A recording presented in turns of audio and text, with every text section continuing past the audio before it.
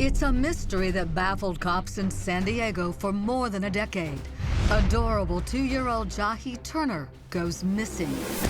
As his stepfather searches, he frantically describes the boy's clothes to the operator.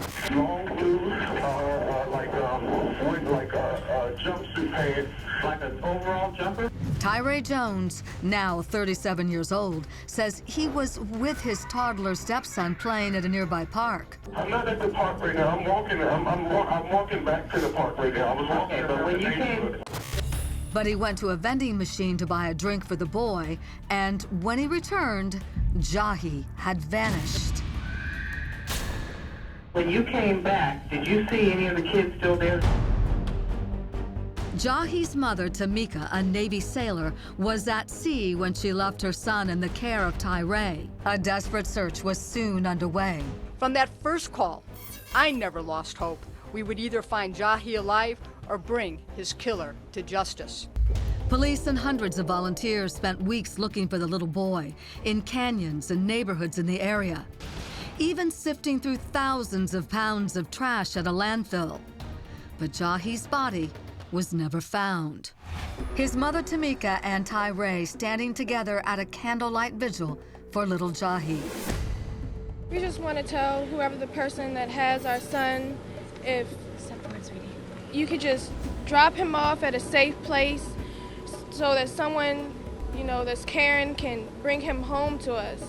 The couple addresses reporters at a press conference, pleading for the safe return of the little boy. We don't care who the person is, just we want Jahi back. But reporters weren't buying the story Tieray told police. Tieray, before you leave, can you tell us, why did you leave your baby for 15 minutes? And now it seems police don't either. Today we're announcing the arrest and prosecution of Jahi Turner's killer.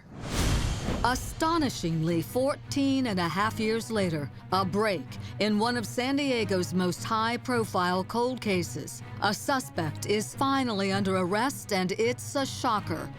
It's none other than Jahi's own stepfather.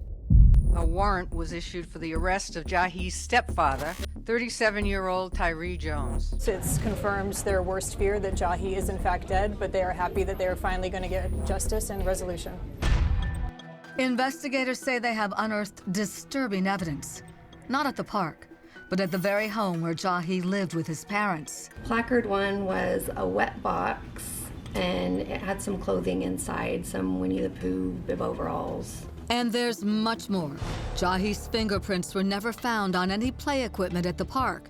And neighbors report seeing Tieray dragging trash bags to the laundry room the day his son disappeared. It's not just one piece of evidence that builds a case, it's many pieces of evidence. Investigators found at least one blood stain on the carpet next to Jones's bed. And police say an Elmo blanket recovered from a bed had blood on it. But Jahi's mother testified that her son often had nosebleeds, and the tests done on the blood droplets were inconclusive. Jones's attorney argues that after more than 14 years, there is no hard evidence directly connecting Tieray Jones to the murder. We have a case with no blood linking Mr. Jones to a murder. No explanation of what happened in the house, no explanation of what happened to a body. He also argues that Jahi's mother felt her son was in safe hands with Jones. Tamika Turner noted that she believed Tieray was a good father, he was a good father at the time, and that she trusted him with her son. We're hoping that the judge will see that there isn't enough evidence to go to trial in this case. Tamika divorced Tieray Jones shortly before he was arrested for killing her son.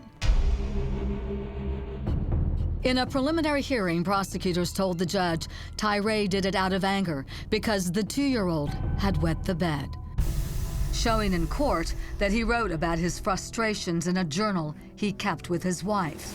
After hearing all of the testimony, the judge addresses Tieray directly, calling him out on the many inconsistencies in his story, starting with the 911 call.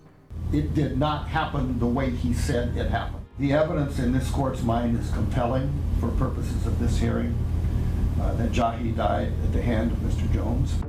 The judge ordered Tieray to stand trial for the murder of his stepson. He is also facing charges of felony child abuse. Tieray pleaded not guilty, and trial begins in the spring. If convicted, he could face 25 years to life in the slammer. A sliver of light for Jahi's family, who has endured so much darkness for so long.